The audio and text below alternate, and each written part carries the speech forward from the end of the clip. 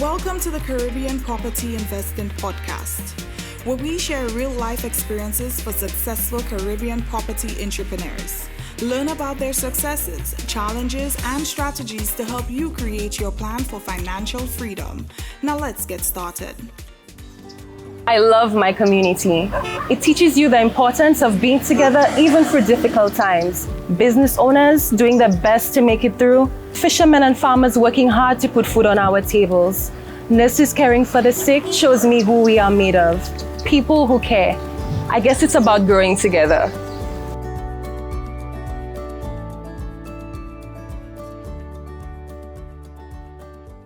To ruminate, to create your ultimate living space. And at Courts, you'll find what you need. Choose from our wide range of furniture, electronics, and accessories to complete your space. We're here and ready to assist. Give us a call to place your order. Shop online at shopcourts.com or visit us in store. So ruminate at Courts, bringing value home.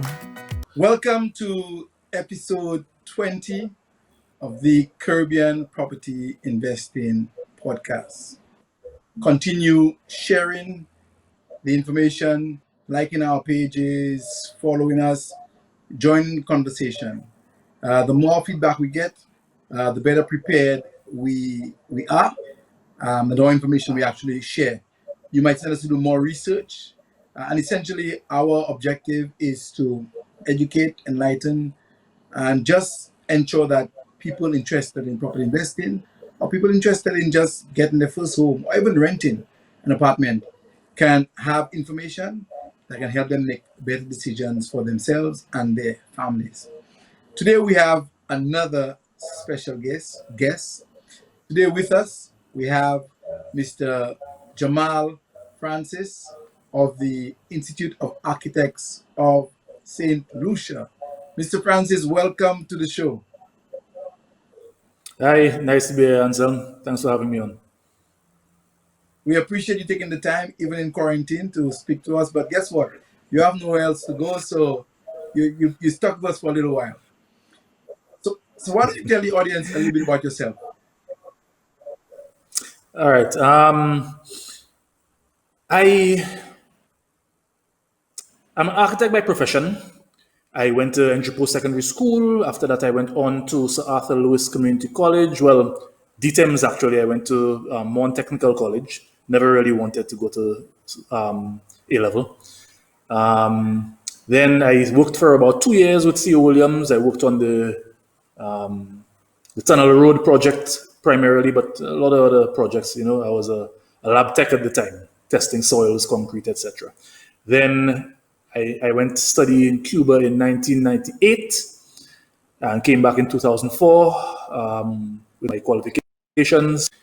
Worked after that with Michael Pascal, who used to practice down here. He was a senior architect at the time. Worked with him for about 2 years, got some experience. Went back to work with C.O. Williams, running their precast design yard. Then went out on my own. Since then, I've worked with Renault. I've worked on my own multiple times. I'm currently a business owner. I have a multidisciplinary firm called the Design House. So we do architecture, mechanical engineering, and electrical engineering. We have registered architects and engineers in-house.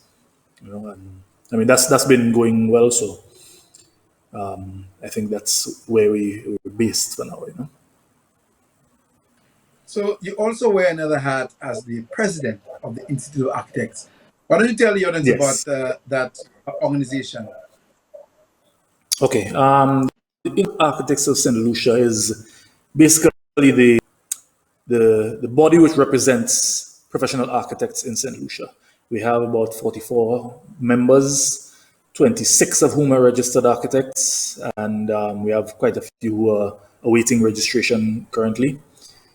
We have associate members and full members. We got our Architects Registration Act passed in 2005, I believe it was, yes.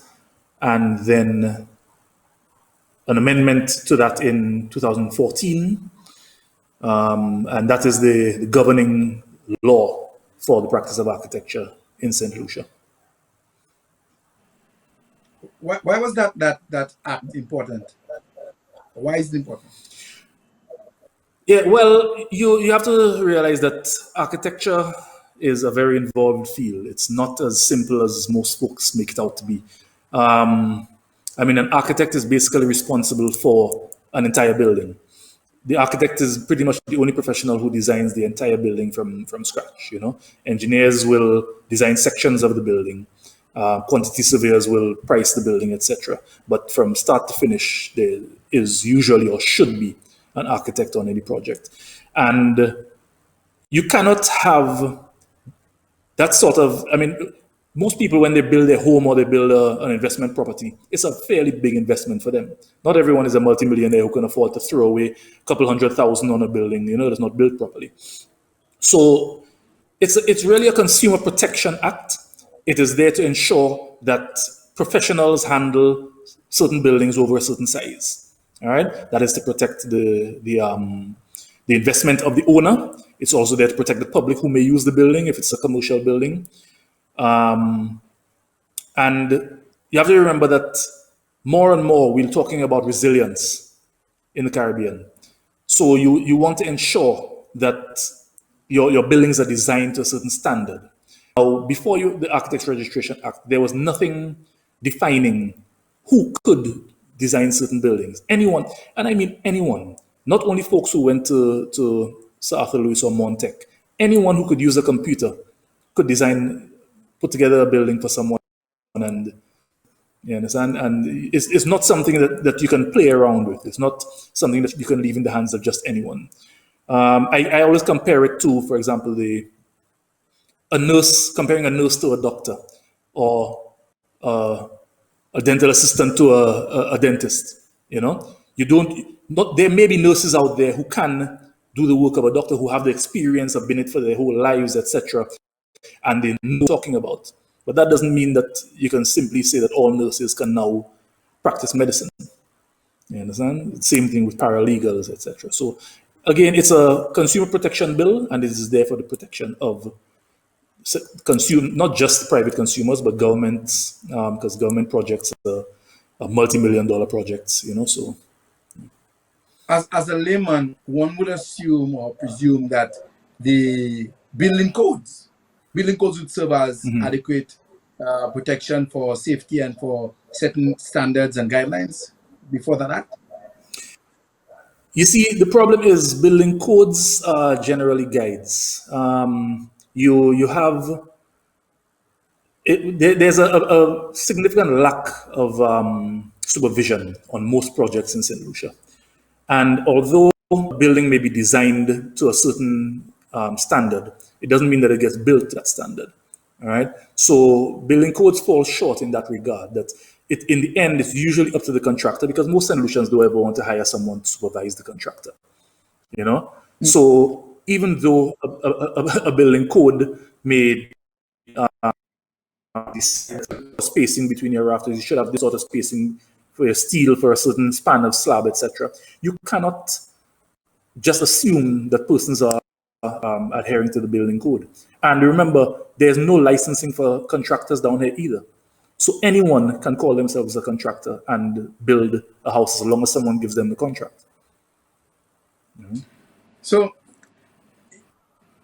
the number one question that we would get from our audience when they hear that we have an architect as our next guest is, why do I need an architect, and when do I need an architect?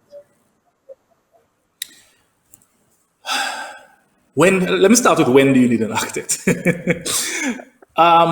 Generally, in the international community, an architect is your first point of contact. All right. In the region, architects haven't been that pronounced. So, you find a lot of people starting off with an engineer, or even starting off with a contractor, and then getting someone to just sort of put together their designs for them. The best course of action is to start off with your architect. You start off with an architect, you explain to them what it is you need, and they work back from there. I'm sure you're a developer, right? you and the other developers out there, I'm sure you have had situations. I'm sure you have had situations where you ask someone to design something for you within a certain budget. When they finish the design and you get it priced, it's way over what you were expecting it to be. All right. Architects will start off. If an architect starts off with your budget, they will work to that budget. If you try to implement anything into the project, push anything into there that will take you over budget, they will tell you, listen, you are going over budget. You cannot include this in the project. So it's important to start off with an architect so that you have a good base for your design. Okay. I always tell people, not everyone who can use a computer and produce nice, pretty renderings can actually design a proper building for you. So that is when you should start off with the architect from scratch. Okay. Why you should start off with the architect?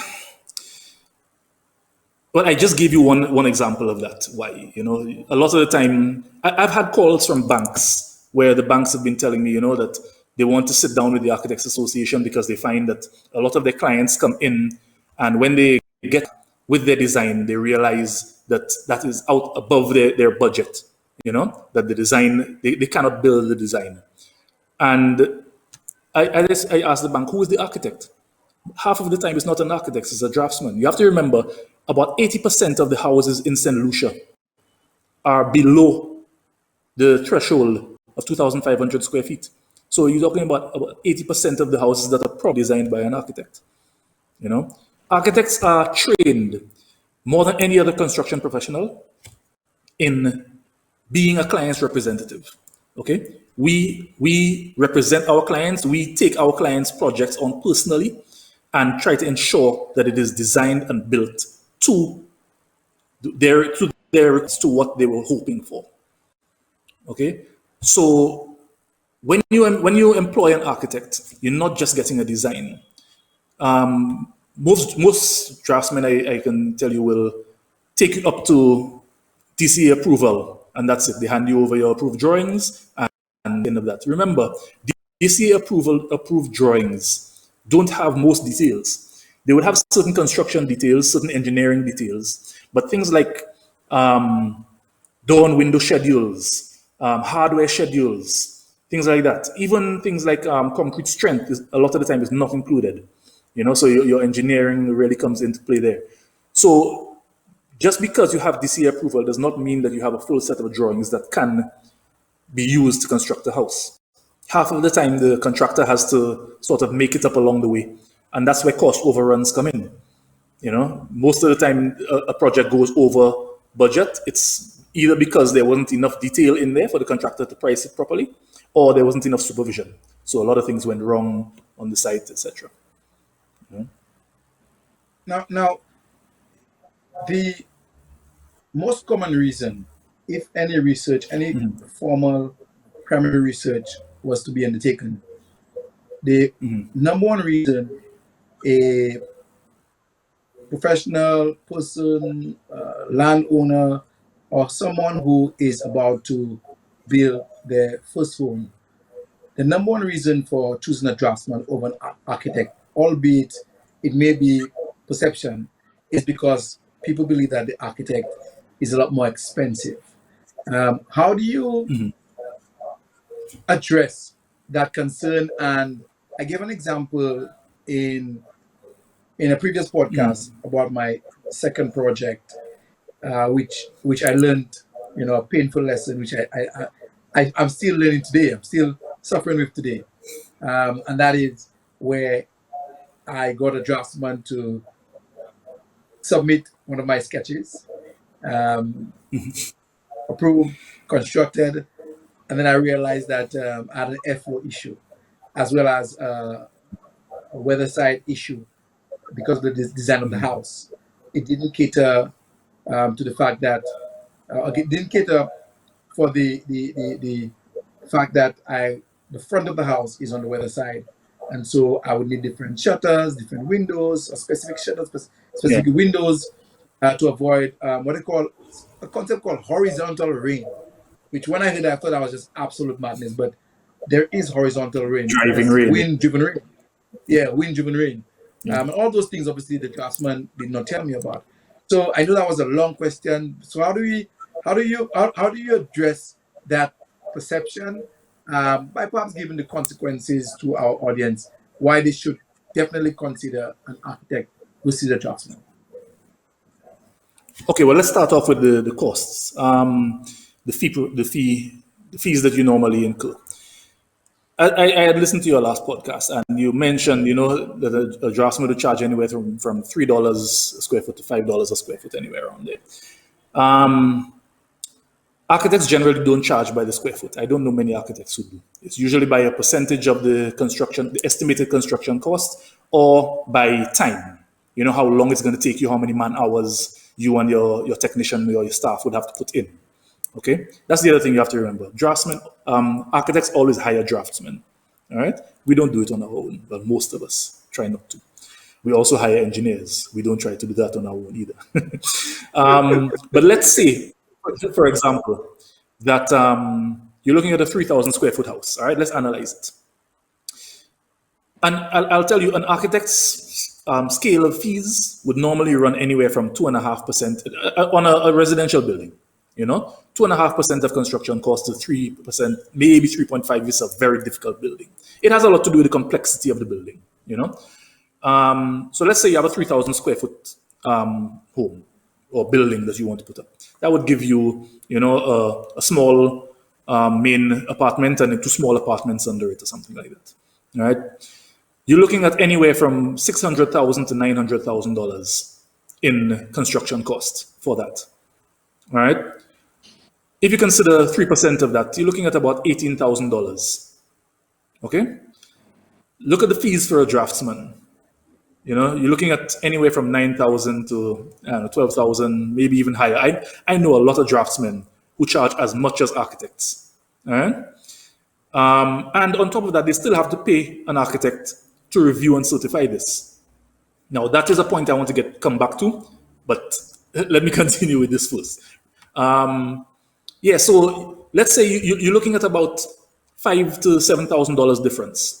On a $600,000 to $900,000 investment, you're really going to pay to skimp on, about $7,000 where you could get an architect. I always compare it to buying an electric heater instead of spending on a solar heater when you're building.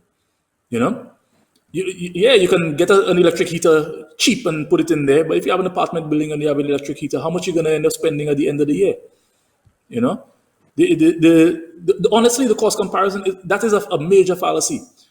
Unless you have a very, very new draftsman, a very green draftsman who's charging you, I don't know, $1 or $1.50 a square foot or something, you're not really saving that much between a draftsman and an architect. And at $1, $1.50, you don't want that person designing your home or your apartment building. You understand? It's just not. I'll give you a quote. Tony Gibbs, a very famous or very well-known Caribbean engineer, always says the most expensive house is the one not standing after the storm. Okay? So they always tell you, spend a little extra to ensure that your house can stand up. And even with architectural fees, okay, what percentage of $600,000 is $18,000? In fact, it's $7,000, which is the difference. That's negligible. Now, I understand that people generally have to put out that money before they even get a loan. Okay, and that is always a consideration. But we are actually trying to work with the banks currently so that design fees for all professionals can be included, all right, in loans. That's something we're currently working on, because we know that is usually the issue, that persons have to shell out the money. So even if it's $2,000 they're saving, they think that it's better for them to save the $2,000, all right? But in the end, it is going to cost you more, when you have a house that's not designed properly. That $2,000, which in the grand scheme of things for that size project, to an architect, might not be much, but that's a sofa from Wayfair. That's a contribution to your countertop. But let me ask you. Yeah, it's a sofa from Wayfair, and you're gonna have it in what house after the storm? So I said that in jest, Jamal, but we always get feedback from our audience, and some you guys always talking about expensive builds and multi-million dollar buildings. Let's talk about under 2.5, but the average house in St. Louis is what? 1,500 square feet for the middle class, about 1,500 square feet? Yeah, yeah. 1,200, 1,500, and up to 2,000. That's average, yeah. So that person would form more than maybe 60% or 70% of all the lodged and submitted. 70%. All right. So speak to that person. All right. So again, you're looking at let's say 1,500, and I'll tell you, I have designed many houses below 2,500 square feet. Okay, I design almost any size house. I don't turn up my nose at any. I love designing houses. Designing houses are a lot more fun than designing commercial buildings. Most of the time, commercial building is just an open space inside. Let me just check something there. Okay, so if you're looking at a 1,500 square foot house, okay, you're looking at architectural fees somewhere around, say, $10,000, somewhere around there. All right, let's just put that. What's your average bill cost? From your experience, what's your average bill cost per square foot? Middle class. Average bill for me runs anywhere from $250 to $350. Yeah, you have to remember. A contractor always adds on 20% to his thing. So don't think that if you build it by yourself, it's the same. That is the average building cost. The average building cost is what the contractor charges. All right, okay. And they have their markups on the materials, etc., etc. So yeah, there's a big difference in that. But again, especially speaking to the persons below the threshold. Let's analyze what happened in Dominica after Hurricane Maria. 80% of the buildings in the region are residential homes, and the vast majority of those are below the threshold. Okay, those are the homes that always get damaged. This is an issue not only for the homeowner, for the average homeowner, but it is an issue for governments as well, because that is where the majority of the expense, apart from fixing roads and bridges, etc., that's where the majority of the expense comes in these persons trying to rebuild their homes after a major storm. St. Lucia has been very lucky, and people, as a Trinidadian colleague always tells me, St. Lucians don't have the fear of God when it comes to storms anymore, because they haven't gotten. What's the last hurricane we had? Thomas. That was barely a category 1. Yeah, that was barely a category 1. The last strong hurricane was Allen, and that devastated us. So if you look at it, these homes are really the ones that should be targeted, that really should be looking for an architect to design their home for them. And as I said, the fee structure that an architect would charge on a small home is comparable to what a draftsman would charge, and you get a much better design. Look at what you were speaking about again with your last project. You had no wind flow through the house. I'm sure thing was terrible as well. You had issues with the driving rain coming into your house. Where an architect would stand on a site and analyze that site, analyze the solar incidents, the wind. All of these things are what we consider when we are designing a home. If you take a floor plan off of a website and bring it to me, I will tell you, well, okay, thank you very much. Now let me analyze this thing for your site. And if it doesn't work for your site, I'll tell you it doesn't work for your site. You understand? And it's not just the wind; it's your foundation as well. If you take a plan offline, from online, and you try to adapt it to most sites, it's going to cost you more to try to adapt that than to have someone design it from scratch. Because when an architect starts to design, he analyzes the contours of the land. That will guide him on how to place the house on the land to make it the most economical. Then when you're looking at your site, you also have to, of course, look at the orientation to the sun, because as you had mentioned in the last podcast, you don't really want too many of the large windows facing the areas with high sun incident. You know, the north is the greatest area, but unfortunately, our country is shaped. You know, it has an oblong shape north to south. So most of our lots tend to have their views to the east or to the west. You know, so you want someone who can analyze all of this and look at it and say, boy, okay, I have my view to the west. I'm gonna have, you know, the afternoon sun blazing into my house. How can we design this house? It might not even be it might not even be about including an extra long overhang or, you know, a brise soleil on it or something. It might just be a matter of the shape of the house, protecting the house itself from the afternoon sun at certain angles. You know, so all of these things are things that architects analyze, and believe me, I've always found that when you design a good house for someone around that price range, they are so much more appreciative. Right? So for the benefit of the members of our audience who may not be familiar with the threshold that we speak about, 2,500 square feet, or house starting at 2,500 square feet and above is required to have official certification and stamped by a certified registered architect. So anything below that is not necessarily required to have an architect intervention. However, that's why we're here. So Jamal, we members of the audience watching this podcast, and they say, okay, we hear you, sir. How do we go about choosing an architect that's right for us? Okay, hang on. First, let me address the threshold, because the threshold defines what has to be designed by an architect. It doesn't say that a draftsman can design above 2,500 if he's working, you know, if he has an architect to review for him. It doesn't speak to review at all. It is actually illegal for anyone who is not a registered architect to design a house or a building over 2,500 square feet and 1,500 for commercial, you know. So it is not allowed. And actually persons who retain the services of that person could actually be held to account as well.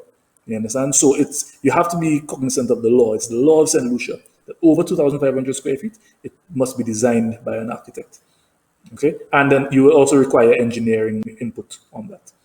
How do you go about selecting an architect for our audience? Okay. Well, I mean, as I said, we have 44 members. 26 of whom are registered architects. We have a list of our members on our website, so you can actually go to, and we have a list of our members there. Most of our members, if not all, have their websites, so you can check out, you know, the quality of work they've done, the type of work they've done. Not all architects pay attention to residential buildings. Some of them concentrate almost solely on commercial, because some of them will tell you that residential buildings are just so much more work than a commercial building. But it's important to get an architect who understands the style of house that you want. You understand? Not all architects are good at designing traditional, St. Lucian vernacular architecture. And not all are good at designing modern, contemporary styled homes. So find one who understands you, one who you can relate to. Remember I said at the beginning that having an architect should be your first point of contact. So you want someone who will understand you and who you can speak to openly. I always tell people, by the time I'm finished designing for my clients, usually we're good enough friends because I know so much about their lives. When you're designing for someone, you sit down and you have to understand how they live, how they move about in their house, how they interact with their children, what size family they have, if they have a large family and they're always entertaining, So it is important to get someone who you can speak to freely and openly and get them to understand what it is you're looking for. Then you look at you get some cost comparisons from them. Don't ever go to just one person. Get some cost comparisons. Check out their website for the style of design that they're accustomed to, and take it from there. In terms of the requirements of the client, potential the new homeowner, what are some of your requirements for them before they come to actually select an architect? What is the architect expecting them to know? Obviously, they must know the budget, and we said that very, very earlier on our broadcast, other episodes as well as the one today, that people often design a house and then when it's costed, it's way over the budget. We understand that fundamentally, the first thing you must know before you even go to an architect is how much money do you qualify for? If you're taking a loan or if you pay in cash, what's your budget? So they know that now. What are some of the things that they need to know or present to you upon selecting an architect? All right. So again, let me just reiterate what you said. You must know at least your maximum budget. Even if you don't know how much you're willing to spend right now, know what your maximum is. All right. When you come into your architect, also try to ensure you have the land. A lot of people, well, not a lot, but I've had them to me and they want to design something. They don't have the land as yet. They're thinking about this piece of land. You start to design and then they have to switch to another piece of land. And it's not that simple to just uproot a design and put it on another plot of land. So try to ensure that you have your land, or at least it's in the works. You're acquiring the land. Know what it is you're looking for. Things like, how many rooms you want in the house, how many apartments you want, what level of clientele you're looking for in your apartment building. So we know if you just want a budget-friendly apartment building, or if you want something that will attract high-end tenants, or if you want short-term rental. A short-term rental building is usually designed a lot differently to a long-term rental building. So know what it is you're looking for out of that house, out of that building, really. All right. I think that is generally where you should start off. What it is we would ask you for us to start off our design. Now, so we've had the first meeting. We know all of that. What can the homeowner expect to happen as it relates to how much time you guys going to be spending together throughout the project? How much time must they commit to the project and time to you? It depends on the complexity of the project. This is another thing that architects do. Architects will generally help a homeowner define the scope. Okay, so a lot of the time, if all they know is they want a 2 or 3 bedroom house, some of them don't know what style they're looking for, etc. We can help you define that. It can be part of our scope. Usually, I provide that service. So you help them put together a proper brief of what it is they want.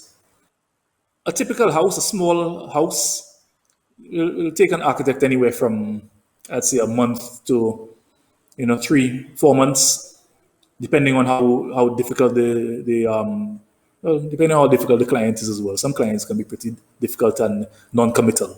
So a lot of the time you'll go back and forth. Usually, I would say that architects usually come up with their initial concept pretty early, and from there you have a lot of back and forth about small design choices before you can actually start doing the working drawings. So most of the time, I find, is spent deciding how exactly the house is going to be designed. A lot of back and forth there.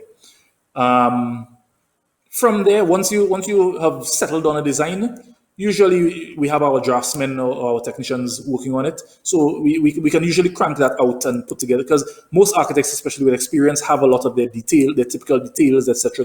they would use. So in terms of putting together drawings for approvals, we can usually run through that in 1 or 2 months. Again, depending on the size of the house. The approval process will take you anywhere from 2 weeks. As was mentioned in the previous podcast, most of the hold-ups come when amendments have to be made to the drawings, and sometimes these things cause issue.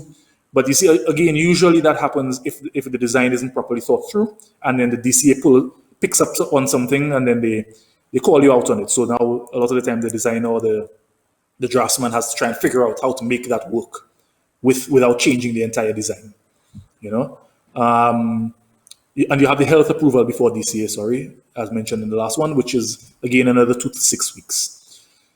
Construction, I don't want to put a time frame on construction because construction is, I would say, anywhere from 5 months to, I don't know, a year, depending on the, I mean, we're talking residential, multifamily, that sort of thing.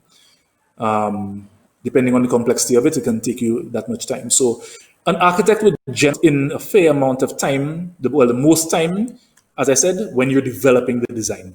So much work goes into developing the design that I always tell people that usually by the time I'm done with by the time the client has agreed and signed off on my design and told me to go ahead with working drawings, I want to have at least half of my money, because so if they at that point just take my design and go elsewhere with it, I mean, they have the entire design, and I've put in probably a couple months worth of work, so yeah. So just moving forward, what's the role of the architect when it comes to the plans are back from this year when it comes to giving advice on selecting a potential contractor, and after you selected a contractor, that is the client, what's the ongoing role of the architect during the construction process? So 2 questions: one, in helping or giving the client guidance in selecting a contractor, and 2, once the contractor is selected, what's the architect's role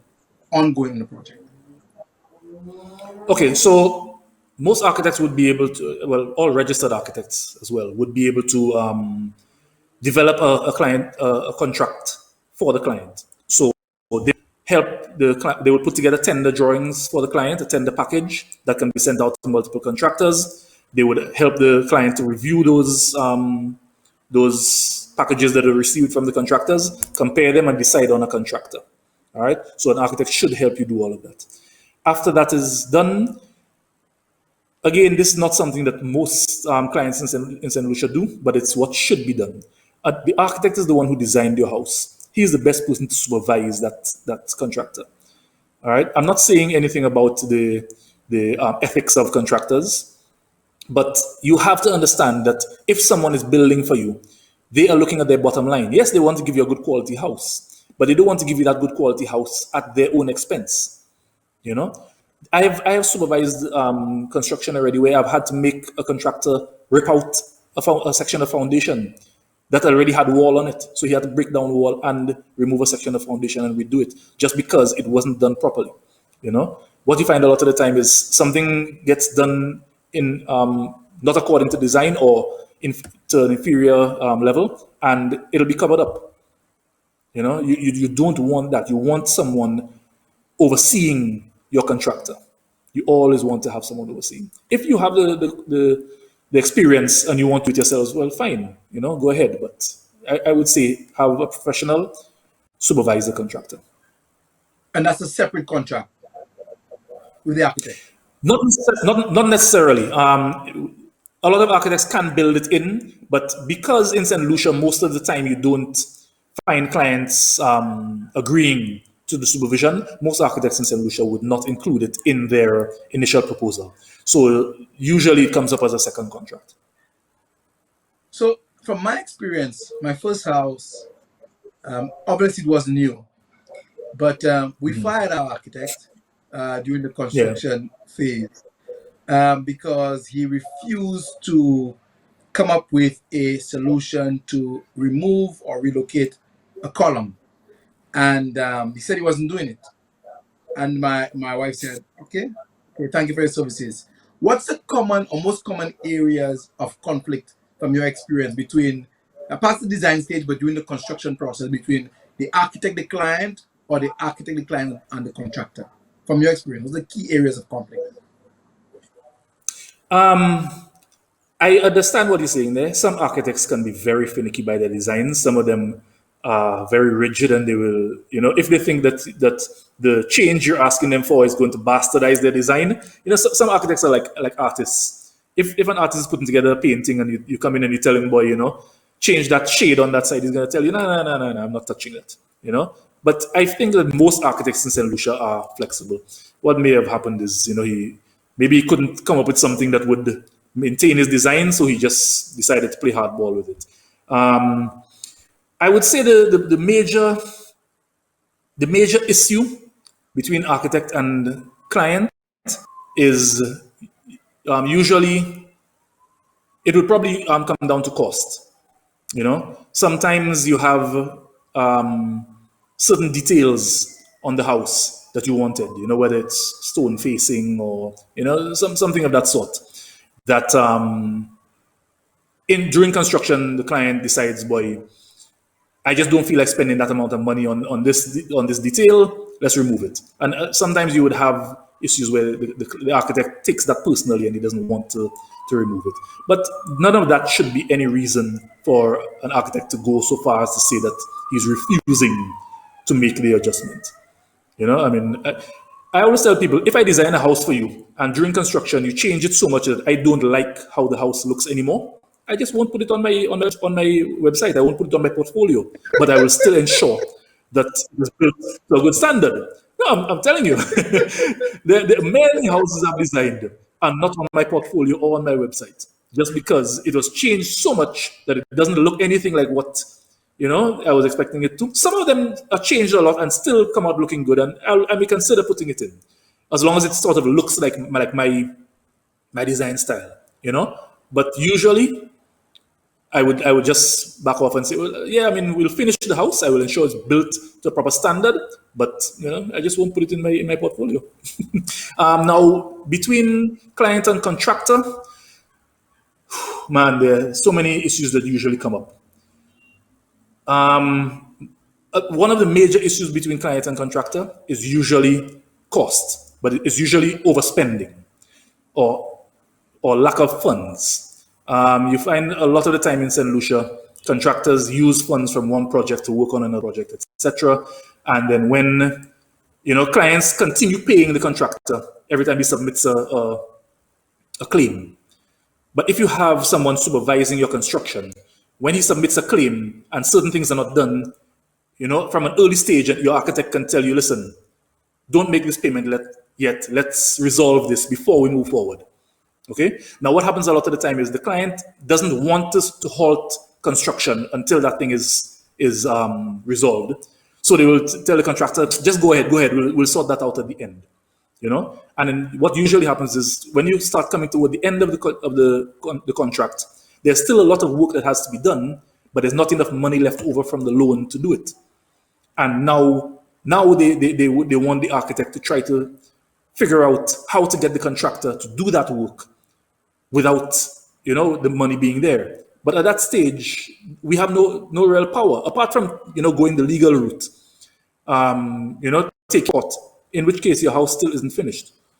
The best thing is to listen to your architect or your supervisor along the way. If he tells you that your foundation is not done to the correct standard, or that something is missing, or that this piece of the house should have been included in that last payment you gave the contractor, and he tells you he wants to pause the project until that's resolved, pause the project. All right. And your architect should always have change forms and change request forms and error reports, etc. All of these things are the things that architects take note of. Okay. So if the client decides that they want to make a change during construction, the architect has to take note of it so that he can get that change priced, so that we know exactly how much extra you have for the contractor. Because a lot of the time the client will make changes during construction thinking that, that's just going to cost me an extra 5,000. And then at the end of the day, the contractor comes back and he tells you, well, it cost him 15,000. What are you going to do? You didn't agree on it before he made the change. These things have to be agreed upon before it's implemented. Jamal, my penultimate question, what are the top 3 issues you would advise members of our audience listening and watching, in considering a start to, as you said, or when considering to start, as you said, what would be more than likely the most significant investment in their life? What 3 things you want to leave them as they're about to embark on this journey? What 3 things? Boy, that's difficult,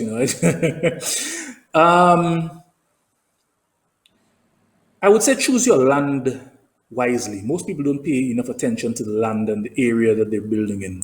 Choose the land wisely. one of the things you cannot really control when you are building is what your neighbors are doing and what is in the community around you. So, what sort of drainage is there, how much deforestation is in that area, what type of soil you have. You want, when you're choosing your lot, you may want to get an engineer to do some soil tests on that from early, especially if it has a significant slope.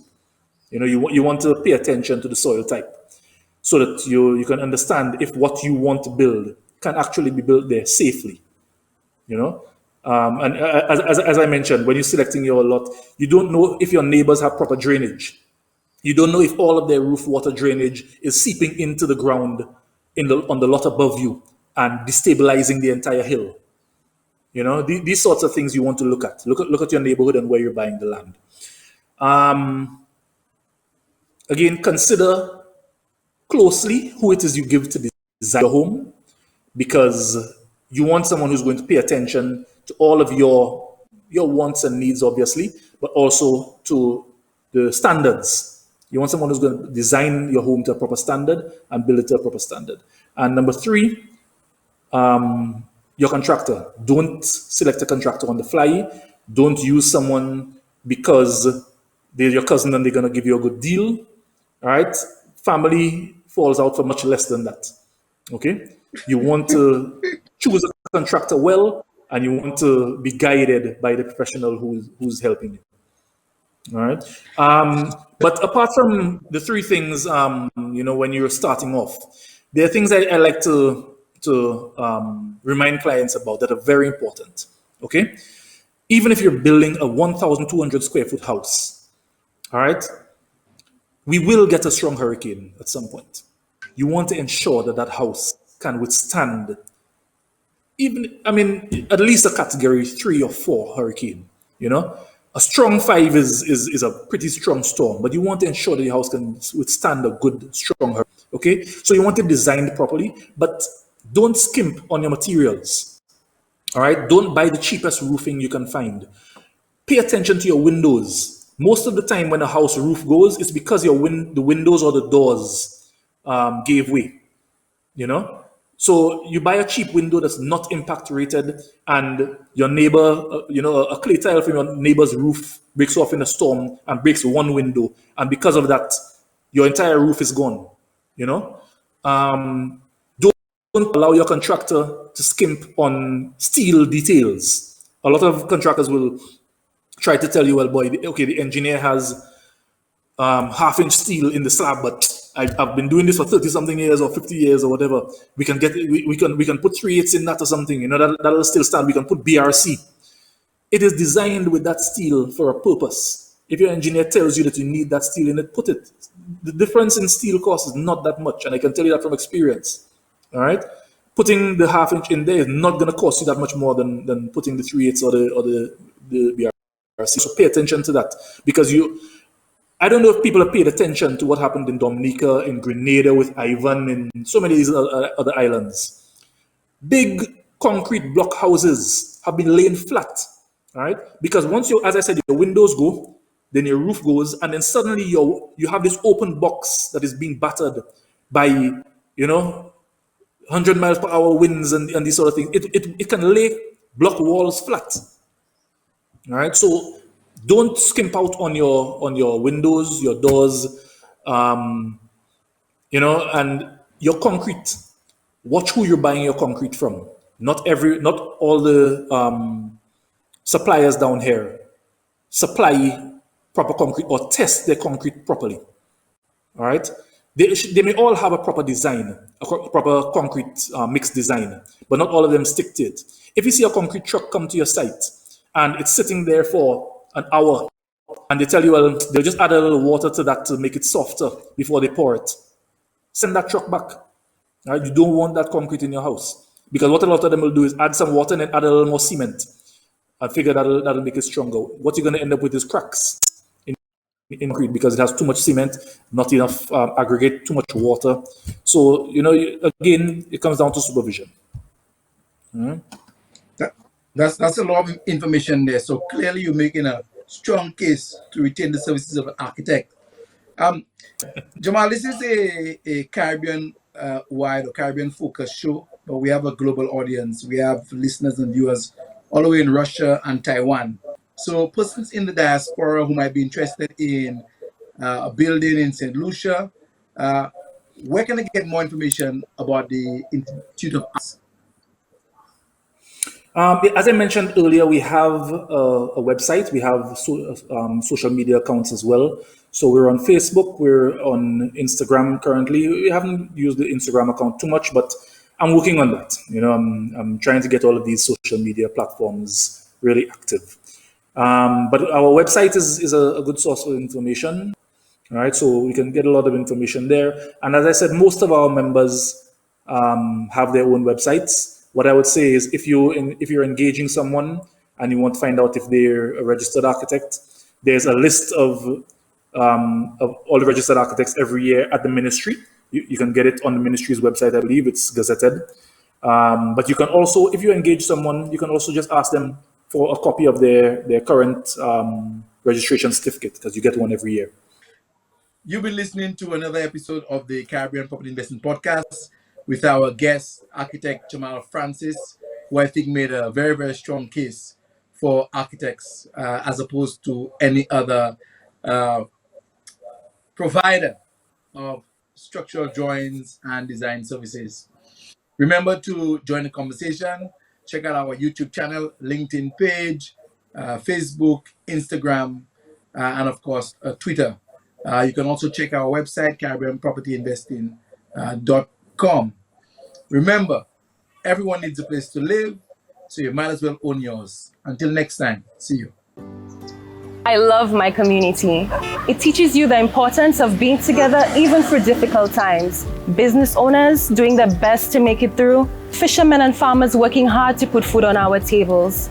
Nurses caring for the sick shows me who we are made of. People who care. I guess it's about growing together.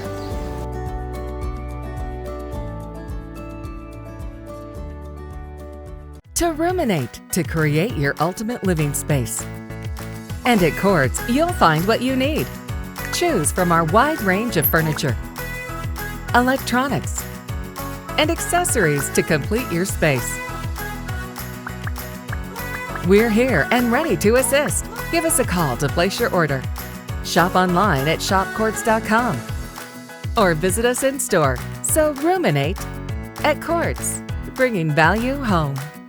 Congratulations and thank you for tuning in to the Caribbean's first property investing podcast. We want to help Caribbean people create wealth and achieve financial freedom through property investing. Our show provides general advice based on personal experiences and is for educational purposes only. For more information, resources, and past episodes, visit us at CaribbeanPropertyInvesting.com. Remember to click the subscribe button so you never miss a show. Let's go.